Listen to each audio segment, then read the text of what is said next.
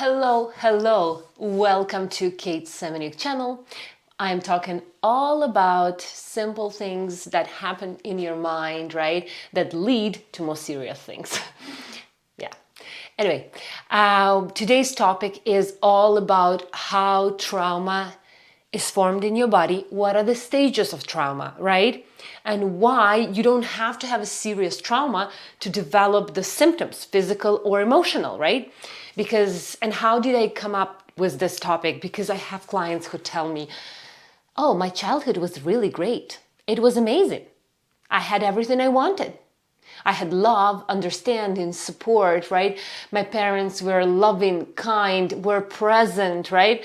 What happened? Why do I have this eating disorder? Or why I have this distorted self-image? Why do I have a fear of rejection or anything? Or why I have these control issues, right?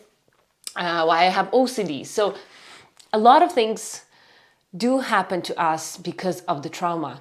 Not everything, of course. There is like injuries, right? There is some unexpected events in our adulthood. However, a lot of things happen in our life because we are programmed, right? We have these programs that keep happening in our life that are coming from the childhood, right? So how the trauma is formed. In order for the trauma to form, you need to have three components.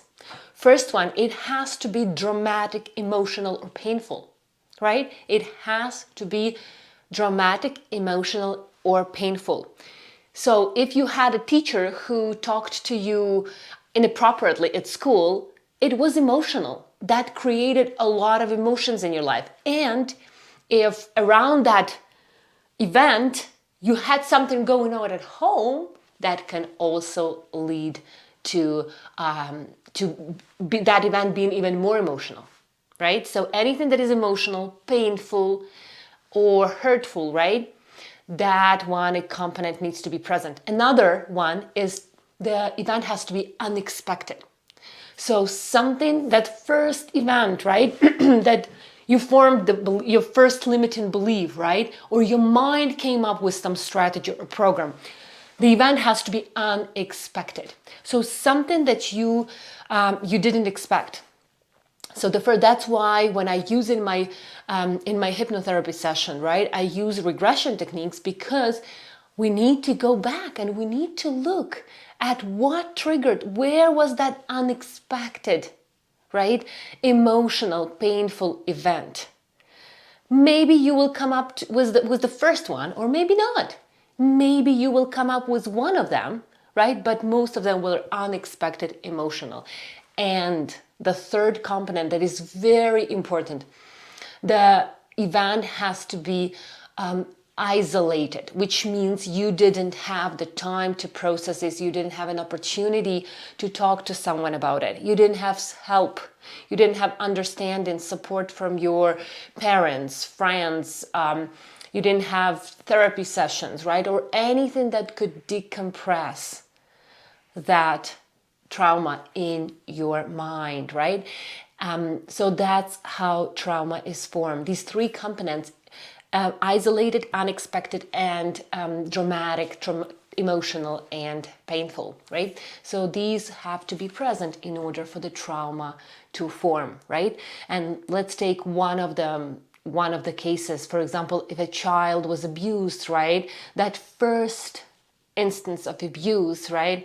It was isolated, it was unexpected, and it was emotional, painful, right? So that's the foundation for the trauma to be formed in your mind, right? And I'm not the biologist and I'm not neuroscientist, right? I'm not going to tell you what is happening, what processes are happening in your body and in your mind during trauma, but your mind registers it as a very painful experience. So it will do everything possible for you to avoid that in the future. And if you cannot avoid it, right? Because we as kids are dependent, right? We don't have fight or flight option.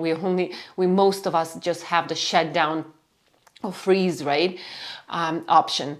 Then most of us will form the trauma, right? We are dependent. We don't have any other choice, right? So why big trauma can lead to mental and physical trauma as much as a small event, right? Something emotional, traumatic, right? It's the same, for example, as you take two kids, right? One kid is emotionally neglected in the family, right? They have abusive parents, drug addicts, right, at home, right? The trauma will be huge, right? Then he will live in that believing that that's like that forever. That's going to be like that forever. So that hopelessness and helplessness, right? That those beliefs are formed as well. However, sometimes a child is growing up in a very loving and understanding and family, and then a child goes to school, and as I said, based on my experience with clients, school can be a root cause of a lot of, I mean, not the root cause, but a lot of things happening at school, right? A lot of beliefs are formed in school, right? And preschool as well, and kindergarten, right? So if that child from a loving family goes to the school, right, and he has peers who are bullying him, right, and he was raised in a very loving family, right? He comes home and he has support and understanding, right? However, he doesn't want to go to school because some kids who are very not happy and who have their own trauma, right, are bullying him or her, right? That creates that self-rejection. The kid does what she doesn't want to do, right? And that can form a trauma as well, even though it can be just a verbal comments, right? Or it could be just a wrong word, right? Or it can be anything. It will be exclusion from the company, right? Or from the team in school. That can also form a trauma. I am not enough, right? Like I'm not worthy, and all of those beliefs, the more the kid goes into the same environment, the more those beliefs can be reinforced, right? And in school. So it's not always that we form the trauma based on something really, really painful, physical, sexual abuse. Sometimes it's one word, sometimes it's one situation. So that's why people who come to me and clients who say, well, I didn't have anything happen to me in the childhood. I was great. And then when we go into hypnosis, right, and they come up with these scenes, events where they were in the public speaking and the kids laughed at them, right? And they formed the belief that I will never speak in public again. It's dangerous. It's a rejection. It's failure. It's criticism, right?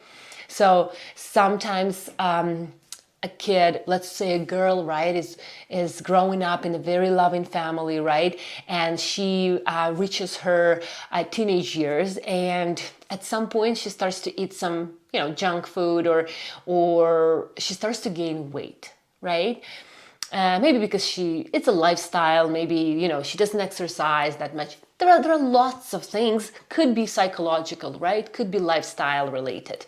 But, and her dad gives a comment. Her dad, oh, you're starting to gain weight.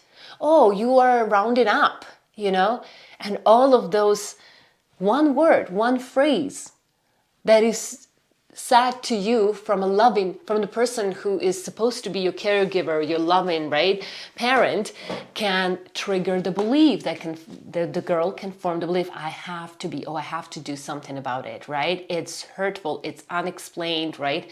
It's unexpected because the child didn't expect that from her dad, right? And that can form as well an eating disorder even, right? And then the girl starts to look at herself in the mirror and she doesn't accept herself the way she is, right? She doesn't think about lifestyle changes. She thinks about how can I be smaller? How can I, or I don't love myself. And they actually start to indulge even more in food, right? And gain more weight, right? So this is really, really important to understand. Your mind, right, will form the belief based on different events. That's why it's so important to do that individual, personalized work to you. No one can tell you what triggered your issue. No one can tell you what triggered your trauma, but you. And a lot of people come to me and they feel like, oh, that's because of that event. Oh, that's because of my parents, right? But when we go into hypnosis in this light, relaxed state, the person comes up with a different event, different memory, and different feelings. And they open their eyes and they're like, oh, wow, I didn't know it was that. I thought it was this. So that's why personalized approach is amazing, right? So a lot of times when we suppress trauma can show up in our body, right? First, if your trauma, if you didn't decompress it, if you didn't process it, it's an energy, right? That negative energy that if it doesn't release itself, right? Which is not possible when we are kids. In most cases, it's not possible when we are kids. And the more kids come to me for the session, the more I see how many struggles they have. And they come from loving families. They come from families who feel like they do the best for their kid, right? However, they're still struggling with like headaches, insomnia, eating disorders, obsessive compulsive disorders, right? And I'll definitely make more videos on that. But today it's more like in general. So anxiety, for example, right? Anxiety is the huge issue right now. And we know that anxiety is when you're not in the present, when you're living in the future or in the past. But then you will ask, why? Why am I living in the future? Well, because you were a child. Could be. This is just the case. Could be that your parents put a lot of responsibilities on you when you were a child, giving you this belief that future is serious. That now it's like a game when you're a child, but when you grow up, everything will be different. It will be serious. It will be hard, right? You need to go to college, to university. You have to get the degree. You have to get a house. You have to get a mortgage. You have to start investing, right? And then the child, when they are like 10 or 12 or 6, for them, it's very confusing. But they start, well, if my parents believe like that, I have to believe in that as well. But it's very early for that child to understand that, right? So they put a lot of pressure on themselves. They're like, oh my God, I have to be better. I have to be good. I have to be perfect. I have to bring good grades. That's what happens. And then that child creates anxiety, right? Because they fear the future. They think that the future is very serious, right? Or they made a mistake and they were punished by their parents. So they will be in the present all the time. Oh, I cannot make my mistake. So you will be like jumping from the past to the present because you formed that belief that, oh, I cannot make mistake. If I make mistake, that's so bad. I have to like make sure I don't make those mistakes in the future. So jumping from the past in the future, never being in the moment, because anxiety never lives in the moment, ever, never. When you're in the moment, when you're accepting, when you're self-compassionate, anxiety just doesn't survive in that environment, right? Panic attacks happen as a end, like kind of like an end goal of your body to protect you. So you get anxious, you get very anxious, but you still get triggered or you're still in the environment. Your body was like, well, if you cannot remove yourself from that scene, from that memory, or from that trigger, then I'll help you. And your body goes into the complete shutdown, right? Into the panic attacks where like the logic just flies away, right? The consciousness flies away and you're like completely in the subconscious triggers, right? So your body will talk for you. Right? Why many people, if you have kids or if you've seen how kids have panic attacks before going to school. I've seen people who go and have panic attacks before they go to school because they don't want to go to school, because there is something happening in school that is very emotional or traumatic for them, right? But they have to because their parents need to, expectations, social standards, right? And then their body is responding for them. Well, if you cannot remove yourself from school, I'll give it. I'll remove you from school. And in a panic attack, of course, kids go to school, they go on treatments, on medications, parents try to help them without even realizing why that panic attack came into their life, right? Headaches as well, right? Headaches is overthinking. thinking, guilt or shame, or too much thought, too many thoughts in your mind, too many responsibilities, right? And then there are so many firing in your mind that can create a tension in the tissues around your brain, and that can give you headache. So in the headaches, resolve the unresolved. Something that you're running away, you need to face. So that will help you, right? Also, personalized approach, right? Meditation can help, but guided meditation where you can go and you can find the reason by yourself, right? So these are just the main things, how the trauma is formed and how it shows up in your life later, right? So it's dramatic, it's unexpected, it's isolated, and then if you don't decompress it, if you don't process it, it goes into your body showing you physical symptoms and emotional as well.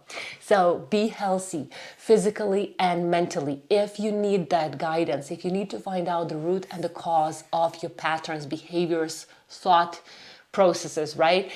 I will be able to help you, and I am looking forward to helping you because you deserve the best. Bye.